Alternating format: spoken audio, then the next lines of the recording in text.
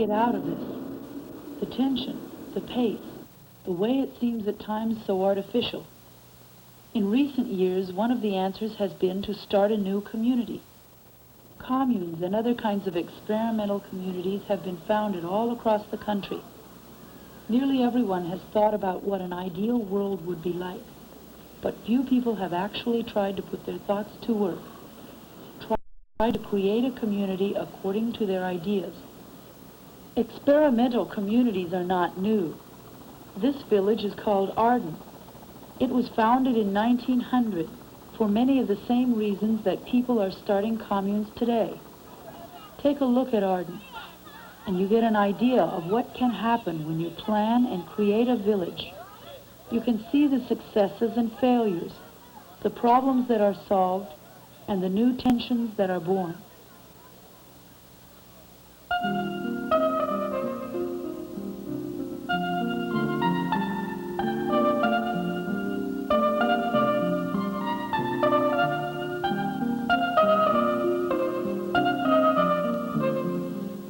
How does a village like Arden get its start? People can get together and plan a village on their own, or they can be part of a philosophical movement. The people who founded Arden were dedicated to an economic philosophy called the single tax. Arden has its origins in the late 1800s when a newspaperman named Henry George tried to understand why there was such desperate poverty in the midst of great and prosperous cities. He came to think that poverty results from the unfair use of the land and unreasonable taxes. Now, if you tax the fruit of a man's labor, he won't work as hard, and he'll produce less. But if you tax the land, there won't be less land. He developed a theory in which a single tax on the value of the land would replace all other taxes. The single tax theory became so popular that the single taxes decided they had to have a place to try out their experiment and theory. And it had to be between near New York or somewhere near Philadelphia, because that's where most of the leading single taxers lived. So they looked around and they selected the little state of Delaware with its 3 counties and a population of about 125,000. In the Delaware elections of 1896, a band of single taxers campaigned up and down the state. They brought their knapsacks and leaflets and lectured to any audience they could find, and were finally arrested in Dover. Depraved and irresponsible vagabonds, they were called. Pests of society. For single taxers, the elections were a disaster. They got less than 3% of the vote. Now, one of the single taxers was Will Price, an architect. Another was a sculptor named Frank Stevens. They decided that if they couldn't get a whole state to go single tax, why, they would start their own single tax village. For $9,000, they bought an old farm 6 miles north of Wilmington, Delaware. They put up $2,500 of their own money and borrowed the balance from millionaire Joe Fells of Fells Naphtha Soap. Fells supported single tax projects all over the country. They made Arden a trust with 3 trustees controlling the land.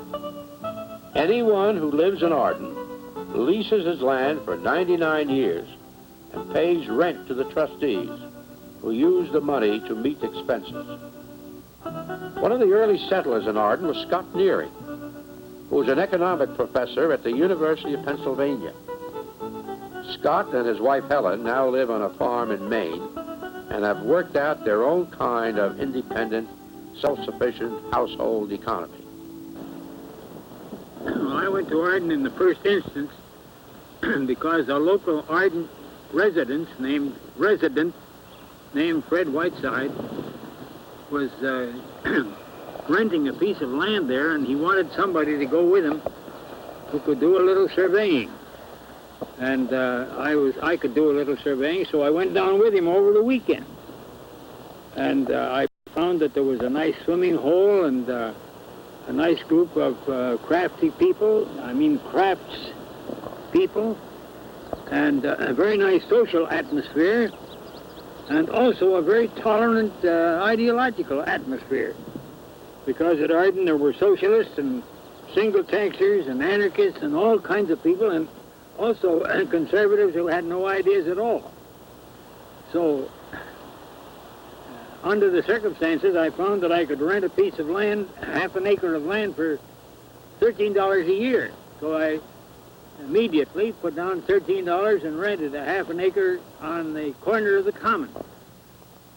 That was my first introduction to Arden, and I stayed there off and on for about 10 years.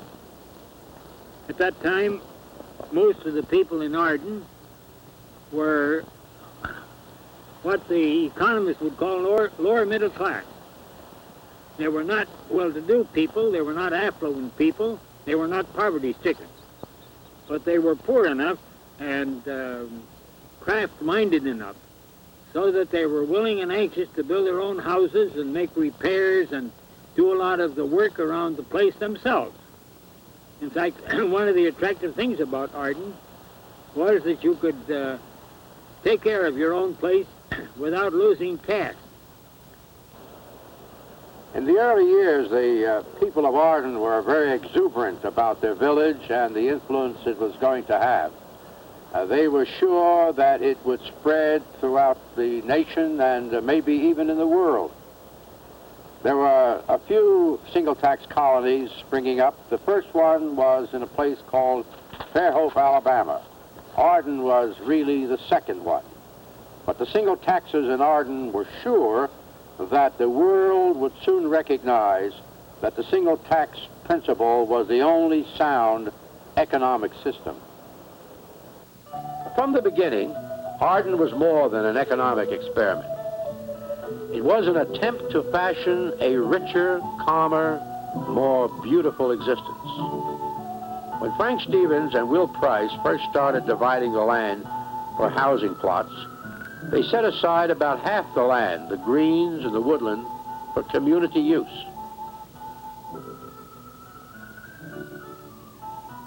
At first, Arden was principally a summer community. People lived here in the summer and commuted to their jobs in Philadelphia or Wilmington. Some lived in tents. Then they had a house built for them or built one themselves. The houses all had names. West Cottage,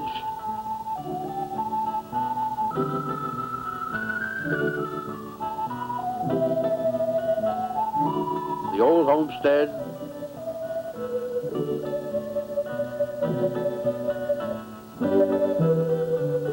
the New Homestead,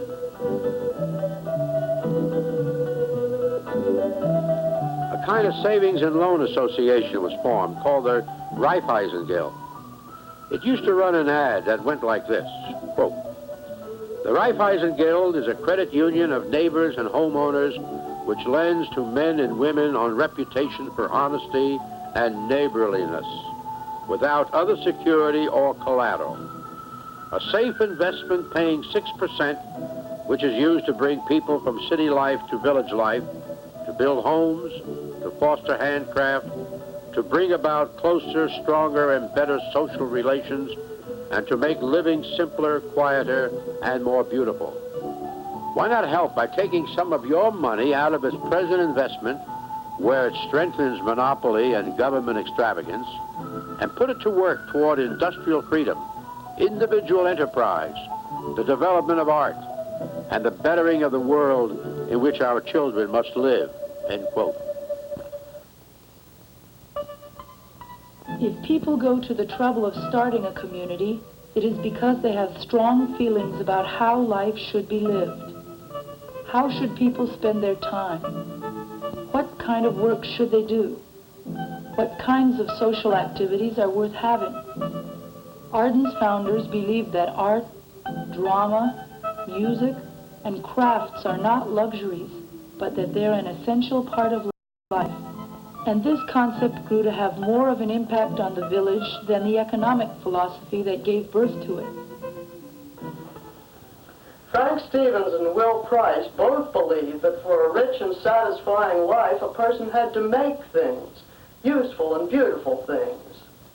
It was a belief in the importance of crafts. One of the first buildings in Arden was the Red House, where Frank started the Arden Forge. He also did his sculpture there. The Red House was later enlarged and called the Craft Shop. The forge, furniture shop, weaving shop, press, and many other crafts flourished in this building. There was a craftsman's guild. In a pamphlet describing their crafts, they wrote, "The Arden craftsmen are a company of men and women who believe with the great English craftsman and prophet William Morris that all men should have work to do which shall be worth doing and be of itself pleasant to do, and which should be done under such conditions as would make it neither over wearisome nor over anxious." They believe also, with Ruskin, that men need not be baited into a shop like moths into a candle, and that there are those who will buy what is useful without being ill-designed and dishonestly made, even though its cost is more than that of factory goods.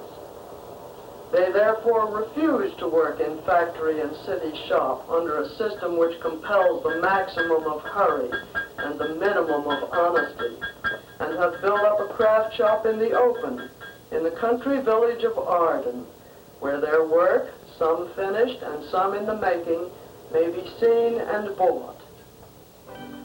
There were hand-colored greeting cards printed on the Robert Studio press.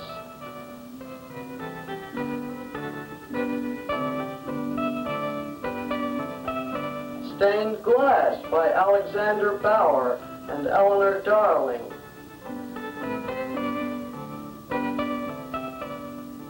A weaving shop that made expensive wool dresses.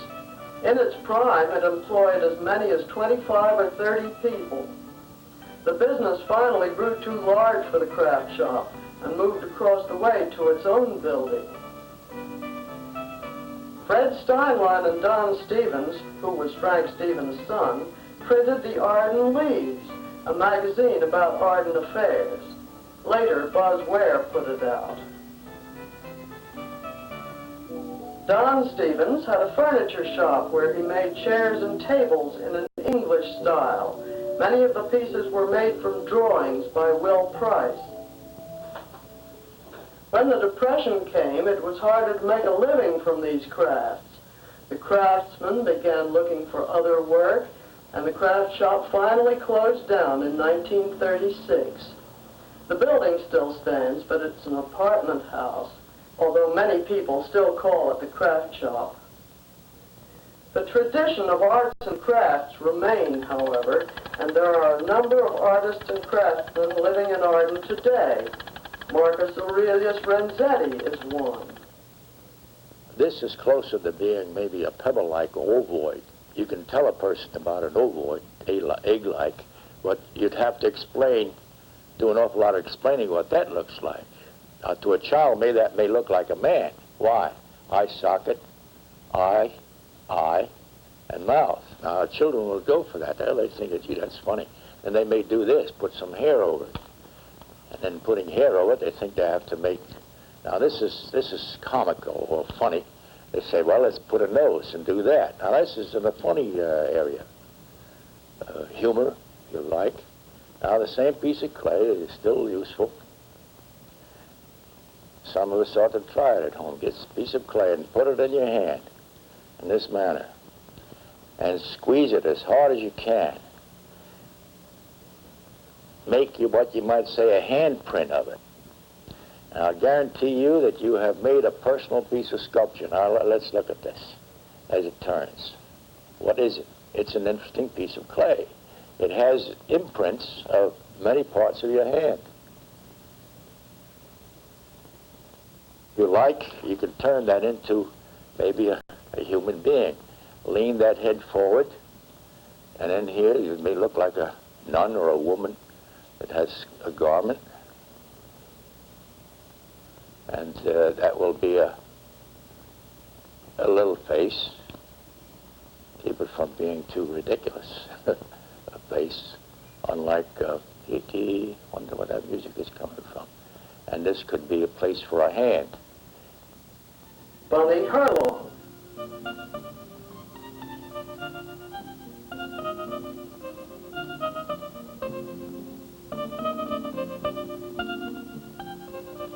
Charles Vinson.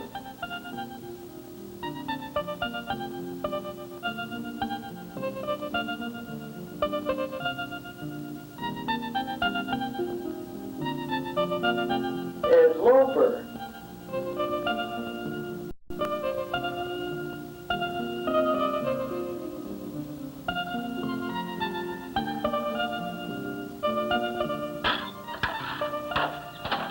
Frank Donovan.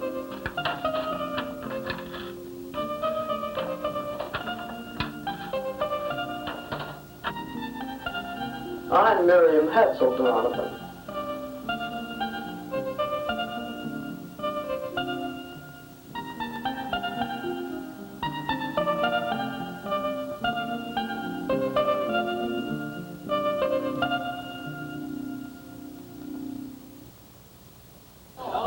That's all. You're doing fine. Take your places, Frank, too. Dramatic productions have been a tradition in Arden since the beginning.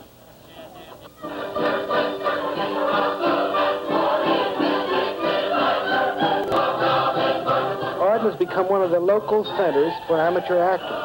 Productions like this Gilbert and Sullivan operetta involve more people from the surrounding suburbs than from Arden itself. There was a time when the plays were a community activity, with practically everyone taking part. People often ask me, why did they put on so many plays in Arden, Shakespeare and all that kind of stuff? Well, you'll understand that in the first decade, or the first 2 decades of the century, there are a lot of things that we didn't have then that we have now. TV hadn't been invented. The radio was just barely coming in, and it was very poor quality. And here in Arden, we didn't have many automobiles either in those days. Couldn't go anyplace except by train. So we had to make our own recreation. And everybody was busy. Everybody did something in town. And Shakespearean plays were one of the first things that were introduced. The single taxers were instrumental in getting that going. They wanted to do these plays to give themselves voice culture so they could be good speakers. It was funny. The town might be divided into 2 halves. One half of it would be on the stage during the play, and the other half would be in the audience. The next week it'd be reversed.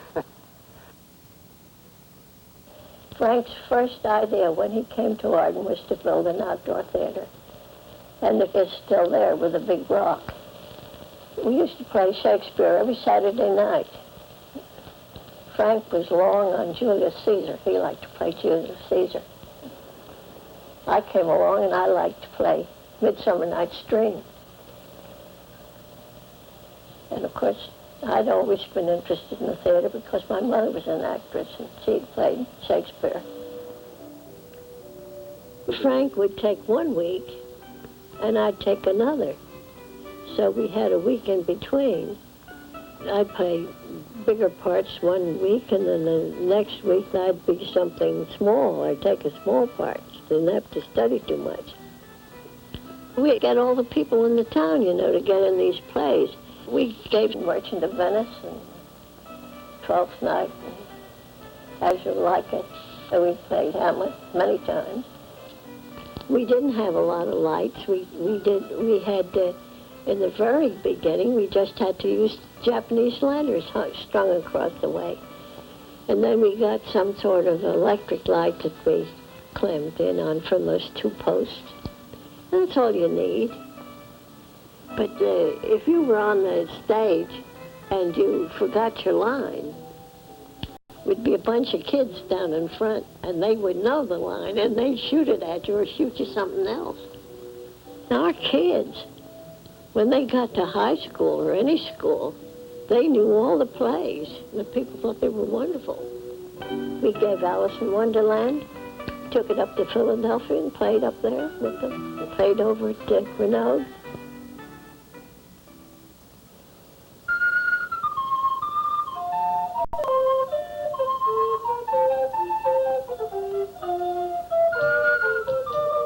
There's been a lot of music in Arden over the years. This is the Arden Consort, They play at some of the Arden activities and also at other events in the area. Way back in the older days, we used to have these vespers at the Arden Guild Hall instead of like a Sunday service. It was late in the afternoon, and Frank Stevens would arrange to have musicals at the Guild Hall. Nobody said anything, but they just have serious music, and many of the men from the Philadelphia Orchestra used to come down, and they'd put on an evening or a late afternoon of music. Near the end of the summer every year, around Labor Day, we'd have these festivals, and people would learn songs for these, or for whatever the event was. One was a Russian night. Then there was a night in Venice, which my father organized, and all summer he trained the young people to sing these Italian songs, like Stretti, Stretti, Nella Stasi d'Amore, and a lot of the old Italian songs. They didn't know what they meant, and none of them spoke Italian. Some of them were quite risque, but they learned them.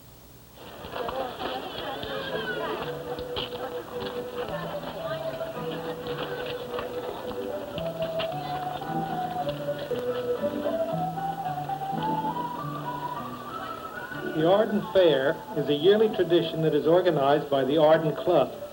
The club was formed in 1908 and is composed of various guilds.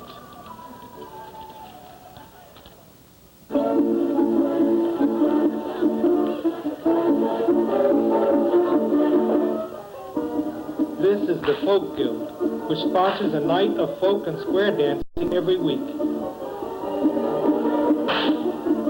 People who have a common interest can form a guild and have free use of this clubhouse and theater called the Guild Hall. The hall was originally a barn and was converted into a clubhouse in the early days of the village. There was an old barn down there, and a spring house, and an old mucky meadow. Frank got the idea that it'd be nice to have a guild hall. And we cleared out the barn. Well, it was quite a job. Some people came with carpenter's tools and other similar equipment. People who were not able to do that kind of manual work came with their mandolins and banjos, and other people who were otherwise equipped provided something to drink and something to eat.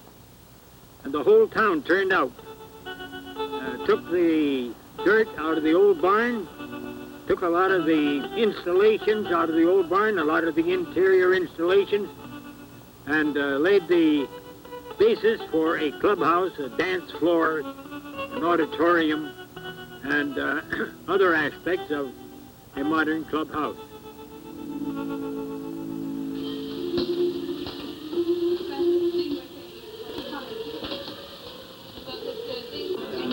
One of the guilds that is popular now is the Dinner Guild. A community dinner is served every Saturday night on the lower floor of the Guild Hall.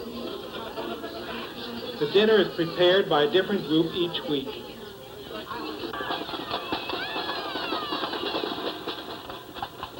ACRA stands for the Arden Community Recreation Association. It runs a children's program every summer and sponsors various affairs throughout the year. ACRA raises money with a fund drive in the spring, and then the events that it sponsors are free of charge.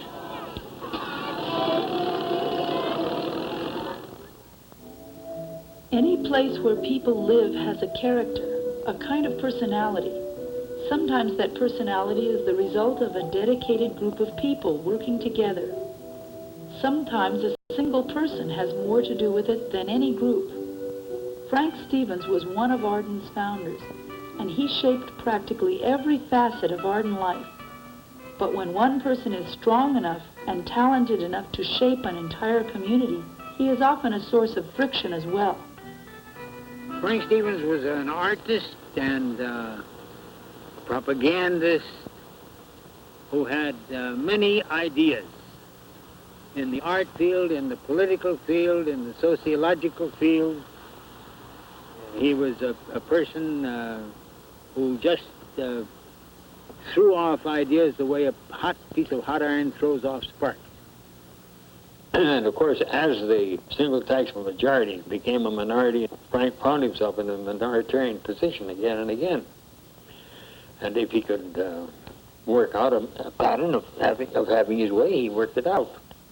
He wasn't a bureaucrat, but he was definitely an autocrat. Well, Frank was a thoroughly extraordinary fellow, there's no question about it.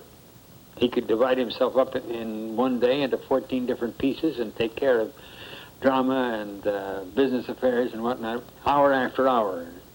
And there's no question, but he was devoting his energies to something in which he believed. And he believed in it because he thought that following these lines, these Henry George lines, the world would be a better place to live in. There's no question about his attitude. In many ways, he was disappointed by what happened in Arden, by the failure of some of his craft schemes, by the rapid growth of the industrial complex, Wilmington, Chester, Baltimore, Philadelphia, that great area which became increasingly industrialized and farther and farther away from the kind of medieval economy that existed in Europe in the late feudal period. So Frank, in a sense, was disappointed by what happened in Arden. But being a very activist kind of person, he jumped in with both feet and did the best he could. I decided it'd be a nice thing to give Alice in Wonderland. And I came down to the Birds end of it. And I went to Frank, and he was an awful busy man that day. And I said, listen, Frank, I'm stumped. I said, how in the devil do I make birds' heads without having to go and make a whole mask? And he said, wait a minute, I'll tell you. So we went around town, he gathered up all the derby hats he could find. And he made me the most beautiful set of animal heads you ever saw. And all busy as he was. He was not too busy to bother with little things for people. And he was as good as gold, really was fine. And but a lot of people disliked him. And a lot of people were nasty to him. And I never could understand it. There was a group of people in this town who decided that whenever Frank got up and made a motion about something or wanted something done, they would vote him down. And I know that. And I know that's to be true. And I think it broke his heart, really, really, in many ways. They didn't realize that what that man went through. I'm going to stick up for Frank. He was no angel, but he was the soul of this town. And I wanted known. He was the soul of this town. You know, Frank Stevens was a kind of a Dr. Jekyll and Mr. Hyde, I guess. He could be the sweetest person you ever want to know. He would do anything for you, do you all kinds of favors. If you came to Arden as a stranger to live here, he would take you under his wing and find out what your talents were and what you were interested in, you know, and see that you got busy in things. Right away, he got me into a Shakespeare play, and he did me all kinds of favors. He found me a house that I could rent for $25 a month, furnished and all. And then later on, he gave up his own studio. You see, he was a sculptor, and he had a studio on the second floor of the building that he owned called the Craft Shop, where they did all kinds of crafts. But he let me move into there and use this studio as my photographic studio. You see, at that time, I was a professional photographer. So I was using that studio. I had living quarters there and a dark room and all that. And I guess I was there about 2 years. But anytime Frank Stevens befriended anybody, why, he demanded loyalty from them, too, you know. And if anybody voted against him in town meeting, why, it was pretty bad for him. If he had any way of punishing them, he would. So it came up one time he punished me because we were having some kind of a fracas in town meeting, and he had a project that he was interested in, and I didn't see it that way, and I quite frankly voted no. And, well, he always demanded that people hold up their hands, you know, and he could look around and see who his enemies were. And he saw that I had voted no on his proposition that he had presented there, and the next morning on my desk I found a little note saying that I should vacate the quarters just as soon as I could. I think he was quite an impractical man, too. when it came to financing and so forth, he let himself be carried away sometimes into big projects that he just couldn't make go. I mean, he'd get into something that required an awful lot of money, and he'd only have a shoestring, just a few $100s to start a new colony or something like that. I think anybody with any realistic monetary knowledge at all would never have gone in for a project of that size. It was just too big for him. Frank Stevens, who was known to his friends as Patro, which means father in Esperanto, designed many of the homes in Arden. He started the Arden Forge. He taught wood carving. He was a sculptor. He organized the Shakespearean plays in the Field Theater, which were given every Saturday night in the summertime. He generated all the enthusiasm for the outdoor pageants and for every activity in Arden. But by 1923, he said that Arden had become material instead of spiritual, and many of the projects in which he was interested were dropped because of apathy, outright hostility, or because people just didn't see the things the way he saw them. They said he was impractical. They said he was a dreamer. But the paradox is that this dreamer, this impractical man, this utopian, had created the village in which they lived.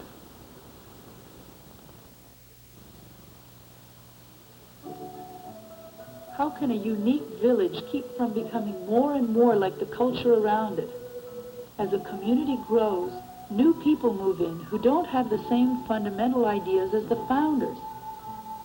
The new people want to change things, while the founders struggle to maintain the original character and vision. This kind of struggle puts a terrific strain on the community. In the back, if they would move up and fill up some of the seats up in the front here. Community decisions are made at the town meeting. Since Arden was incorporated in 1967, the meeting has had all the power any municipal government in Delaware can have. Since the incorporation, the trustees have been happy to have the town assembly make decisions and run the town. It wasn't always this way. Years ago, there was a great deal of friction between the trustees and the town meeting and between various factions in the village. Some of these disputes grew into passionate arguments that caused bad feelings still felt 20 or 30 years later. Arden was founded as an experiment in single tax, but almost from the beginning a number of socialists moved in, and so did people who were neither single taxers nor socialists. There was a built-in conflict between these groups. On the one hand, there were the trustees who held power and could veto practically any decision of the town meeting. The trustees were obligated by the deed of trust to follow the single tax philosophy. On the other hand, the majority of the residents of the village knew almost nothing about single tax and really cared less. They felt that the trustees frequently vetoed the wishes of the majority and that the whole situation was undemocratic. The conflict finally wound up in court. A major dispute running for years was carried on between the leaseholders and the trustees as to who had the ultimate right to determine what the full rental value of the land was. The trustees said, we are the final arbiters of that. The leaseholders said, you can then be so arbitrary and so capricious that we will not be able to build homes. We must know from time to time that in some democratic way, we have the right to assist in formulating the formula that will result in full rental value. And in 1935, this issue went to court. Chancellor Walcott decided that it was the assessors of Arden who were to establish the full rental value of the land and not the trustees of Arden. In 1937, Edwin Ross, a trustee, died, and in order to fill the vacancy, the deed of trust required the remaining trustees to select someone who had to be approved by a majority of the residents of Arden. For a period from 1937 to 1942, there could be no agreement. Whomever the trustees selected, the residents wouldn't have. Whomever the residents suggested to the trustees would not select. The acrimony was at a fever pitch. It was simply a case of distrust. The leaseholders and residents of Arden simply did not trust the trustees. The trustees did not trust the residents. And basically, it was whether the single tax was going to survive or not. So in 1942, a suit was brought by several residents of Arden in order to resolve this matter of a vacancy. And the chancellor, realizing that these people were using his court as a forum for espousing their political beliefs, their social beliefs, their economic beliefs, everything but keeping to the point of selecting a third trustee, finally realized that he had to use his inherent power to appoint a trustee himself. One day I received a call from the chancellor, and I went over to his chambers. He told me then that he was going to select me as the third trustee. I thanked him and was about to leave when he made what I think to be a classic statement. He said to me, "Cohen, keep them out of my court."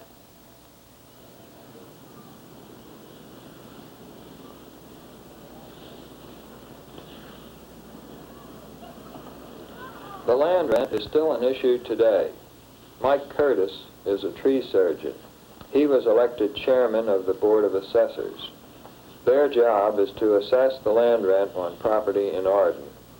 Mike is a dedicated single taxer, probably one of the few in Arden.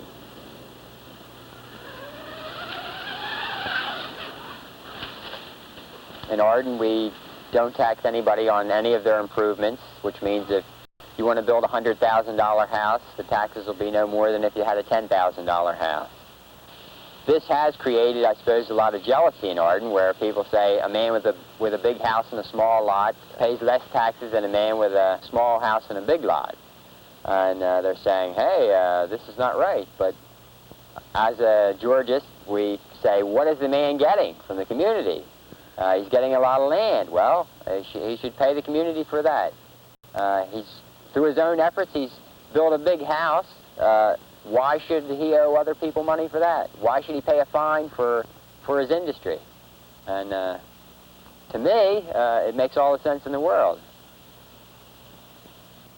I think the way the single tax hasn't been followed in Arden is that we have a highly restrictive zoning code which pertains to our future development and our commerce. Now, we talk about the full rental value. Some people feel that it is being charged now, at least pretty nearly, but I think that very few people in Arden really understand what economic rent is or how it might be determined. I've been an assessor for 2 years now, and I've studied the annual value of Arden land, and I think we're collecting about half of it. Many communities are selective in that only certain people are allowed to become members. Those accepted adhere to a certain philosophy or religion, or are members of a particular race or socioeconomic group. Arden took the opposite approach and never made any restrictions on who could live in the community. Tolerance was the predominating theme in Arden. Let everybody in. As a matter of fact, there used to be a sign at the entrance to Arden which said, "Ye are welcome hither." There were just no restrictions. There are all kinds of people in Arden, all kinds of homes. There are large homes and small homes. There are fancy homes and homes just not so fancy.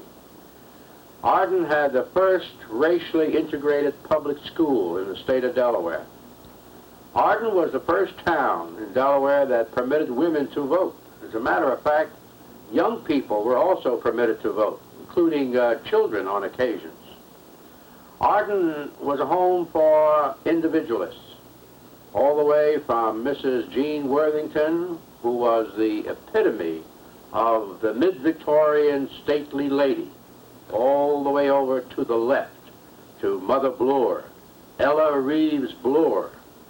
She was the outstanding women labor agitator of her times and was known until her death as the mother of the Communist Party in the United States. I remember the first time I ever met Mother Bloor. It was really funny. It was in front of the Academy of Music. And there was a drag standing out in front of it, and Mother Bloor was on the end of it, talking in a loud tone of voice, delivering a speech. And then I found out that was going to be my mother-in-law. That was me. But, you know, I couldn't help it. I stood and listened to her. She had a very good speaking voice. She was well-trained, and she had a good audience. I never once was asked by Mother Bloor, nor was Buzz, nor any of us, to be a communist. Never. And we weren't. We didn't believe in communism. I'll start off that way. But I admired her very, very much because I like people that do their own thinking. And she could think for herself, and she did an awful lot of good. I remember her before she was a communist, before that was an impolite term or whatever kind of term you want to call it, when she was a socialist. And she started because she wanted to help people. And she was a lovely person, really lovely. A long time ago, there was an article in the newspapers that said that the people in Arden roost in trees. Well, that was a popular rumor, and it got a start from Fred Whiteside, the congenial perennial candidate for governor on the socialist ticket. Well, my father built a tree house, which started quite a thing in the newspapers. They added to their other little bits of folklore about Arden that my father's tree house was not just one tree house in Arden, that people lived in trees. The other items that they had previously said was it was a free love colony, it was a nudist colony, and what you will. So now we were tree dwellers. And, well, it was very simple. Dad wanted not to be disturbed on Sunday mornings because he lived an awfully vigorous life. So the tree house was just for sleeping. Some couples, a very small number, lived together in Arden without being married. But the flavor of the old days was quite puritanical compared to things that are generally accepted now. Now, as a result of these different lifestyles and philosophies, some people had a very, very strange idea and a notion about what Arden was like. There never was, for example, there never was a nudist colony in Arden. But Ben Smolsky swore that there was. They had a lot of people there. They sure had a lot of people out there in that nudist colony. Just don't know how many. This has been about 30 years ago now, or more. I was only a young boy then. They had a great baseball team. Holy cow, they beat us almost every time we played them. We only beat them but one time. Real good hitting team they had. Yeah, that was a real good hitting team they had. We'd get up around a fence once in a while. We'd sneak over after the ball game, and we should see the people walking around, the nudist colony there. The people walking around, and we were young and ornery, so...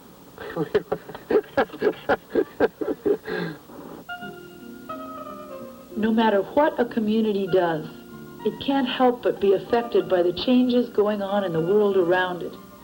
A simple example is the increasing crime rate. In the old days, a burglary was material for a good story.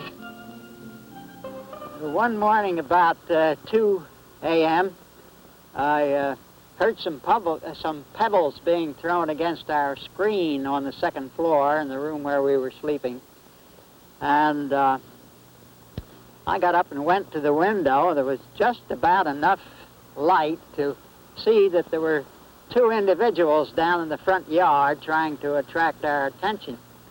So I asked what was wanted and asked who they were. And one boy said, "I'm Buzz Ware," and the other fellow said, "I'm Guy Nearing. Someone is trying to rob Margaret Wood's silver working shop in the craft shop." Said, "Do you have any sort of weapons?" "Well," I said, "I have a baseball bat and a sickle. And I'm afraid that's about all." So they said, "Well, put your trousers on and come down and help us catch this burglar." So I got dressed and went down, got my weapons and took out to them. And Buzz says, "I play ball, so I'll use the bat." And the guy said, "Well, I'll take the sickle." I said, "Maybe you can cut his suspenders and tangle his feet." So we wandered on over to the craft shop and very silently crept up to the second floor where the silver shop was. And guy said, "I'll open this door very suddenly so that we don't give him any warning." So he opened the door, and out rushed a tomcat with a very loud meow, pushed past, and Buzz says, "Quick, cut his suspenders." The guy says, "Oh, go on, let's go home to bed." Young people have begun coming to Arden, congregating on the green and in the woods.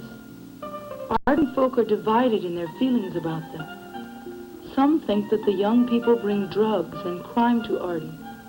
They're afraid to walk outside at night. Others have no such fear. This is a meeting of the Cosmos Guild. These teenagers formed the guild to use Arden facilities and also to show that they wanted to contribute to the community. Arden's been isolated for many years from all the other communities that are around Arden because there weren't any roads. And the crime rate in Arden was a lot lower. And the people never locked their doors, and nobody ever thought of having to worry about somebody robbing their house.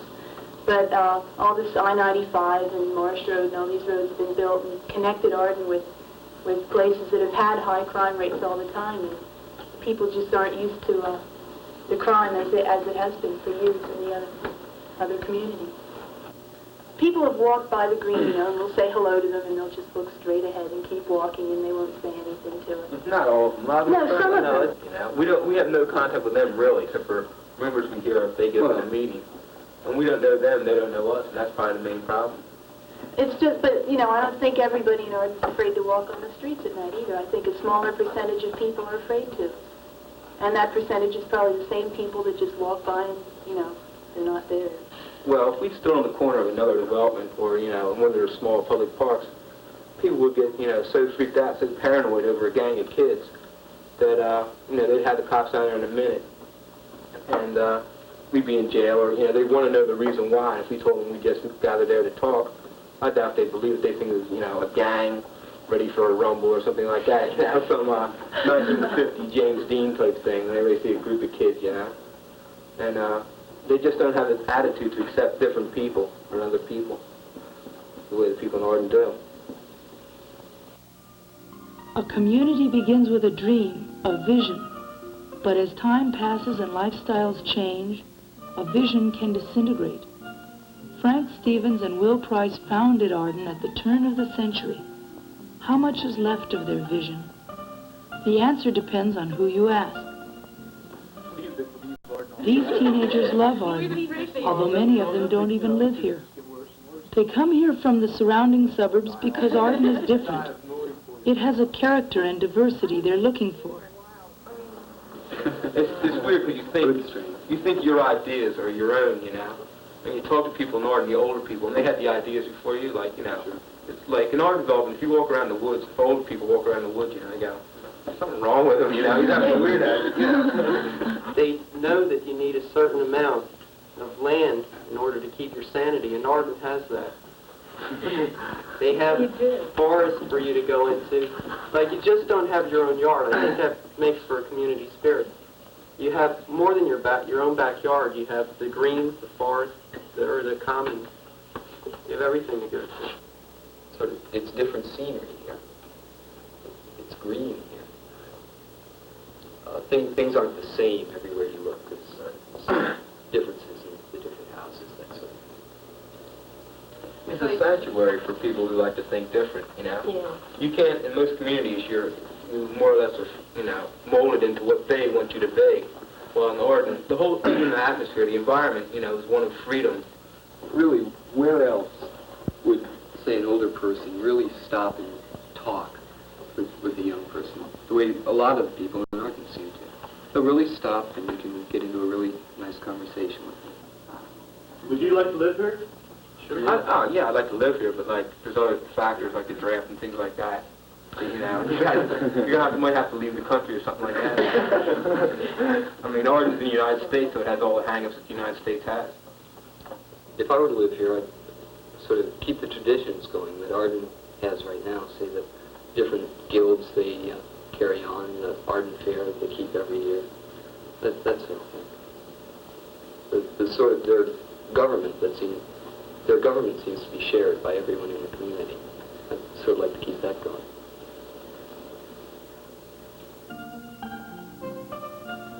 Robert Foote is the great-grandson of Frank Stevens. He believes that Arden no longer has the vision of the early days, and that to recapture that vision, you have to begin again and start your own community. Arden was a dream, it was a vision, it was something vital, something growing when it was first started. And this dream took roots and it grew and it bore fruit. And I think that the people today who are looking for a new dream or a new vision do so in the same spirit as those that first founded and nurtured Arden. And Arden is a nice place to live, but to me it doesn't seem to be growing anymore. And I think there's certain indications of this, certain places you can look. Like in the field of education now, a lot of people are questioning the basic premises of education, what it should be used for, and they're making new tries and free schools and experimental projects. And at a time when all this questioning and rediscovering is going on, the Arden School closes down. And I think it can be seen in things like the principles of single taxism, where a lot of books and magazine articles, even in places like Look and Life, are being written now about single taxism and about using it as a possible remedy for some of the economic ills that this country has. And at a time of questioning again like this, Arden seems largely unconscious of its basis in single taxism and what that really means. I think very few people are aware of what single taxism means to them and how it can be applied to the country at the present time. I think you can see it in the idea of a community. There are a lot of people that are making new experiments with community living, both in the young people that are going out either individually or in groups into communes to try a new living relationship. On the other extreme, you have a lot of the new architects that are devising these new anthill or beehive cities for the future that will house hundreds and thousands of people in a very tiny area. And these are very drastic changes in our living patterns, and at this time when all these thoughts are trying to be worked out, Arden again seems largely unconscious of its own heritage of community spirit. I think primarily people need a common ideal or a common dream, a common vision. And they need it individually, or they need it in marriages, they need it in communities or communes, they need it in nations. And I think you sort of have to go off the same way that Patro and Will Price found someplace in the deserted northern Delaware and bought an old farm and started their own thing. I think pretty much you have to do the same thing. I think it's very hard to grow new ideas within an old framework or an old environment.